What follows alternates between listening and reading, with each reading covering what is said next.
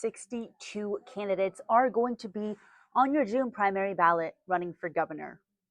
If you're a registered California voter, you may have already gotten your ballot or you will be getting it this week. This is essentially what it's going to look like. There's a front and a back, but I'm going to focus on the race for governor. Again, over 60 candidates on your ballot. But of those, 8 candidates, 2 Republicans and 6 Democrats, are considered the leading candidates. So here's the latest on the state of the race. Today, the California Democratic Party released another poll, and it's a big shakeup. For the first time in this party-sponsored poll, we are seeing a Democrat and a Republican as the likely top 2 vote getters.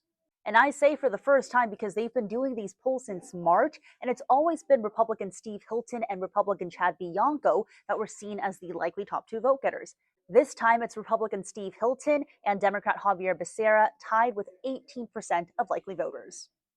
So what exactly does all this mean, and what do you need to keep in mind as a voter?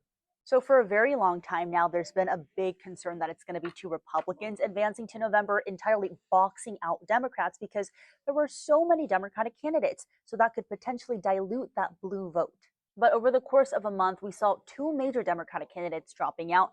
Former Congressman Eric Swalwell, who resigned and dropped out amid allegations of sexual assault, which he has denied, as well as former State Controller Betty Yee, because she did not see a path forward for her campaign. But one thing I need voters to remember, on the ballot, both Swalwell and Betty Yee's names will still be on there. It's because per state law, after a certain date, you can't remove candidate names from the ballot.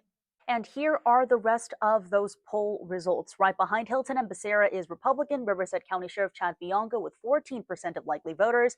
Then it's Democrat Tom Steyer, 12%, Katie Porter, 8%, Matt Mahan, 7%, Antonio Villaraigosa, 2%, Tony Thurmond at 1%. So big takeaways here. Every registered voter in California gets a vote by mail ballot, so be sure to look out for these. And on the race for governor, this poll is a big deal. It proves in numbers the momentum that Javier Becerra has been getting following Swalwell's exit. And primary election day is June 2nd, so remember to vote.